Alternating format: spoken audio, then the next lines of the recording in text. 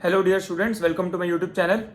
तो यार यूजीसी का एक बहुत इम्पॉर्टेंट न्यूज़ आया है ना। तो उसको मैं आज शेयर करने वाला हूँ, क्योंकि बहुत सारे बच्चों के मन में ये डाउट है कि जैसे पिछले कुछ महीने पहले भी ये एक न्यूज़ आई थी कि जो एनटीए है, जो जेई मेंस का जो एग्ज़ाम है और जो सीयूईटी का एग्ज़ाम है, वो सब मर्ज होने की बात हो रही थी, राइट।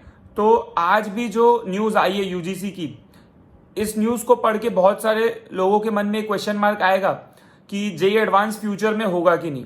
मतलब जो आईआईटीज में एडमिशन के लिए जो मेन एग्जाम है आईआईटी जेई एडवांस, उसका फ्यूचर में क्या है, क्या उसको स्क्रैप कर देंगे कि उसको कंटिन्यू रखेंगे, ये क्वेश्चन मार्क है बहुत सारे लोगों के मन में। तो इसी चीज़ पे आज अपन बात करने वाले हैं। जैसे कि अपन जानते हैं कि न्यू एजुकेशन पॉलिसी को इम्प्लीमेंट करना है अब, है ना। सारी यूनिवर्सिटीज़ के लिए ये इम्पॉर्टेंट है कि वो न्यू एजुकेशन पॉलिसीज़ के जो भी पॉइंट्स है उसको इम्प्लीमेंट करे। तो over the period of time अपन ने देखा है कि पिछले 1-2 साल में बहुत सारे आईआईटीज़ ऐसे हैं जो मल्टी डिसिप्लिनरी कोर्सेज भी इंट्रोड्यूस कर रहे हैं। अभी तक हम जानते हैं कि आईआईटीज़ प्योरली टेक्निकल इंस्टीट्यूट्स हैं जो बीटेक करवाते हैं, एमटेक करते हैं, वहाँ पे पीएचडी प्रोग्राम्स भी होते हैं और रिसर्च में काफ़ी अच्छा है। लेकिन अब किसी भी यूनिवर्सिटी को, है ना, जो चेयरमैन है यूजीसी के, है ना, उनके आर्टिकल आया है उसमें ऐसा बताया गया है कि अगर किसी भी यूनिवर्सिटी को ग्लोबल लेवल पे अच्छा करना है तो ये बहुत इंपॉर्टेंट है कि अब वो मल्टी डिसिप्लिनरी हो जाए, है ना। सिर्फ टेक्निकल कोर्सेज ही नहीं, बाकी कोर्सेज में भी, है ना, अगर वो अच्छा करेंगे तो ही वो वर्ल्ड लेवल पे रैंकिंग हाई होगी और ग्लोबल लेवल पे वो रिकॉग्नाइज हो पाएंगे। ठीक है, इसमें कोई डाउट नहीं है कि आईआईटी के जितने बहुत सारे एलुमनाई हैं जो वर्ल्ड लेवल पे बहुत अच्छा कर रहे हैं, लेकिन अगर उसको मल्टी डिसिप्लिनरी करना है तो और भी ज़्यादा कोर्सेज इंट्रोड्यूस करने पड़ेंगे, है ना। तो ये बहुत सारे आईआईटीज़ ऐसे हैं अब जो ये चीज़ करना ऑलरेडी स्टार्ट कर दिए हैं। बहुत सारे आईआईटीज़ ने ऑनलाइन कोर्सेज लॉन्च कर दिए हैं।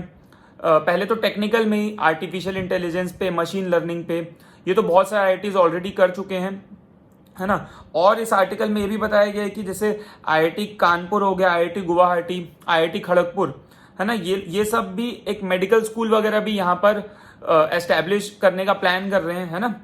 ठीक है, और बहुत सारे इसमें मतलब बहुत सारे आईआईटीज बहुत सारे नए कोर्सेज लॉन्च कर रहे हैं। ठीक है, साइंस के अलावा भी, है ना, साइंस के अलावा भी आर्ट्स से रिलेटेड हो सकता है, इकोनॉमिक्स से रिलेटेड हो सकता है ना। तो ये न्यू एजुकेशन पॉलिसी को इम्प्लीमेंट करना है मेनली। अब यहाँ पर जो मेन इंपॉर्टेंट मुद्दा है ना, सिंस की ये देखा जा रहा है कि जो अभी जो कॉम्पिटिटिव एग्जाम्स के लिए जो बच्चे पढ़ते हैं उनके ऊपर काफ़ी स्ट्रेस होता है कि उनको बहुत सारे एग्जाम देने होते हैं। जैसे अपन इंजीनियरिंग की बात करें तो जेई मेंस का पेपर होता है, जेई एडवांस का पेपर होता है, और भी जो प्राइवेट यूनिवर्सिटीज़ है उनके भी बच्चों को के लिए अपियर होना होता है। जैसे मान लो बिट्स पिलानी का अलग एग्जाम हो रहा है, वीआईटी का अलग एग्जाम हो रहा है, एसआरएम का अलग एग्जाम हो रहा है, और भी बहुत सारी यूनिवर्सिटीज़ हैं। सिंस की नंबर ऑफ एग्जाम्स बहुत ज़्यादा होते हैं और 12th बोर्ड्स तो होता ही है, तो क्या है, बच्चों के ऊपर स्ट्रेस बहुत ज़्यादा आ जाता है। तो पिछले कुछ सालों में अभी जैसे यूजीसी सोच रहा है कि जैसे जेई मेंस और सीयूईटी वगैरह को मर्ज कर दें, है ना। तो मर्ज करके मतलब एक ऐसे कि कॉमन, मतलब क्या होना चाहिए, एक ही एग्जाम होना चाहिए जिसके थ्रू सारे में एडमिशन हो। अब देखिए ये एक प्रपोजल है ना।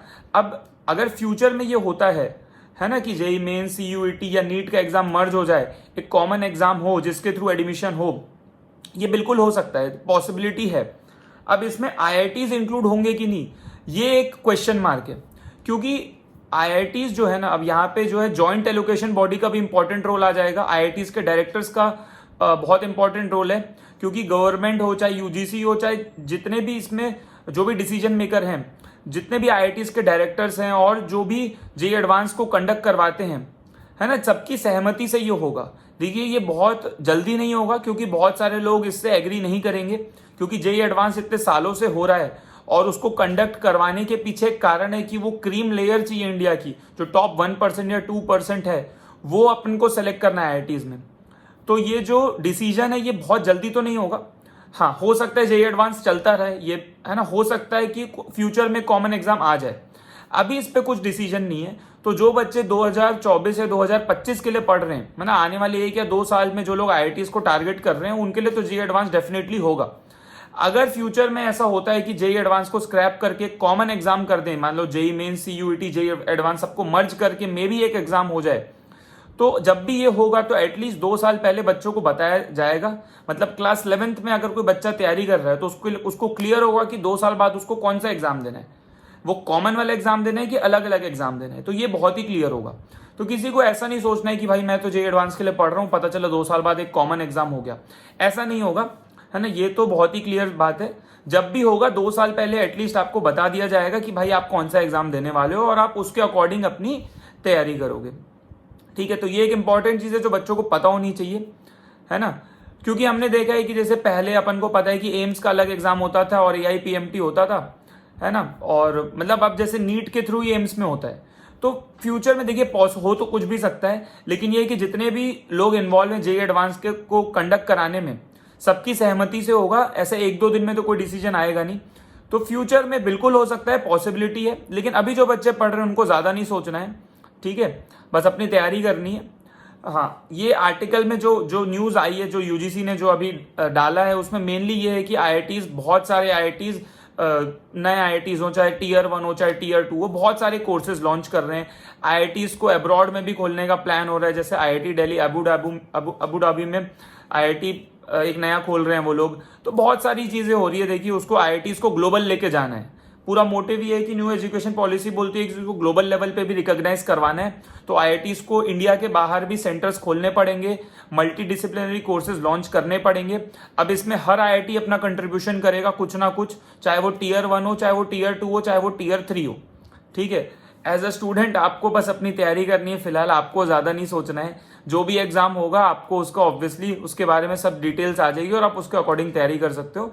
फिलहाल 2024-2025 के एस्पिरेंट्स को ज्यादा नहीं सोचना है। उनके लिए तो जैसा जेईई मेंस होता है, जेईई एडवांस होता है, CUET होता है, वो तो एज इट इज होने वाला है, ठीक है। तो बाकी आप आर्टिकल पढ़ सकते हो, उसमें काफी सारे पॉइंट्स लिखे हुए हैं कि बहुत सारी चीजें हैं जो हर आईआईटीज कर रहा है ना।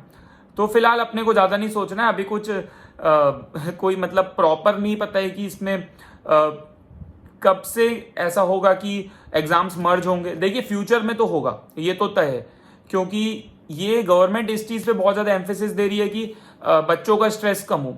क्योंकि जेईई एडवांस अपन जानते हैं बहुत टफ एग्जाम है, तो काफी जो बच्चे बहुत ज्यादा स्ट्रेस लेते हैं और सिंस की नंबर ऑफ एग्जाम्स भी बहुत ज्यादा होते हैं, तो बच्चों पे बर्डन आता है ना।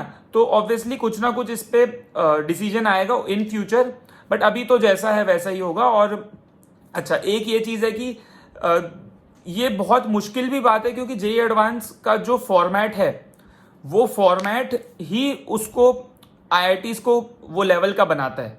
अगर एग्जाम इजी कर देंगे तो आईआईटीज में उस लेवल के बच्चे नहीं जाएंगे, तो आईआईटीज में जो क्वालिटी ऑफ स्टूडेंट्स है वो भी डाउन हो जाएगा।